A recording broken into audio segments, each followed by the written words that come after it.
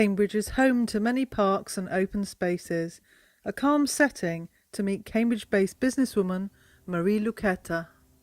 I'm a helper, I'm a facilitator, I'm a therapist, a practitioner of NLP, and also a hypnotherapist and a counsellor. I think that the help that I provide should be provided for free, so that everybody can benefit from it. So the project that I'm working on right now is to find funding from the private sector to create a social enterprise whereby people, in particular women, will be able to come and get the help that they need when they're going through the most difficult time in their life. Business is great to be known. So with the money that I received from the people who could afford the service in a private practice, I could set up different things. I could pay for my marketing mix. I can pay for my networking group. In my networking group, I can advertise my services. I meet lots and lots of people, and that is brilliant because those people are going to help me to create the social enterprise. So I see business for me is not it's not the final thing. It's not the beginning and end of everything. It's just a way of getting somewhere else, and that's what I use it for. You see, in olden days, that's the way it was. People didn't need to pay to see a counsellor, or there was an elder, several elders in the village, or a religious person who would be there to advise people, to listen to them, just take the time of sitting down with them and listening to them. And so I'm sure, yes, I'm sure there are lots of people like that in Karachi. I don't know much about Pakistan. I've worked with Pakistani people, some Pakistani people, and I actually worked as an interpreter, funnily enough, with Pakistani people. We met because of our faith, actually. We connected because of our faith, or thanks to our faith. And so they told me a bit about what was happening in their country and their habits, their customs, and how they live on an everyday basis. But it was very limited, so I'm curious about it.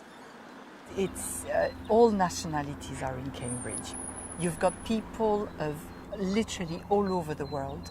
That's in the first place. That's what attracted me to Cambridge. I don't really believe in accidents. I don't think I came here by accident. I think somehow, in my mind, you see, I came here, about 40 years ago, actually, for the first time, to learn how to speak English.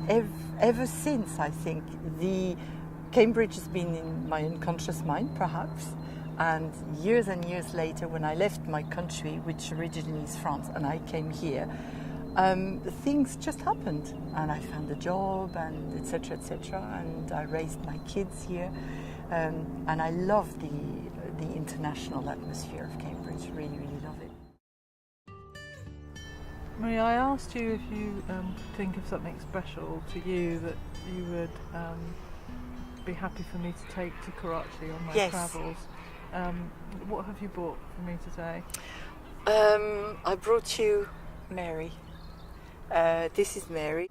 This is the little statue that I have with me all the time on my desk, and she reminds me of humility and of just gentleness. And it's also the symbol of the helper, the mother who helps the child, the mother who welcomes others in her life also, and also the multitasking woman who will do so much for so many people, and who keeps smiling, because at the end of the day, it's the help and it's the support that counts.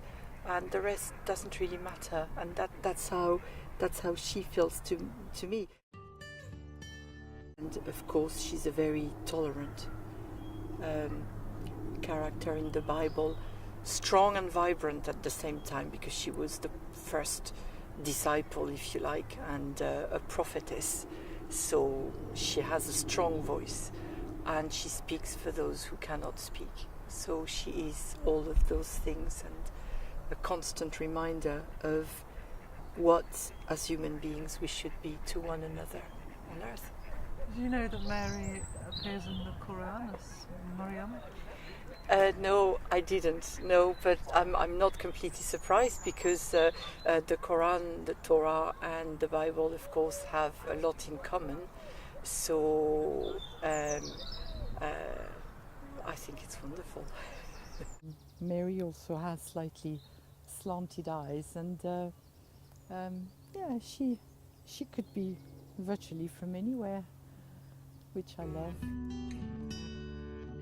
Marie is keen to use her business and counselling skills to establish a social enterprise in the city of Cambridge in England.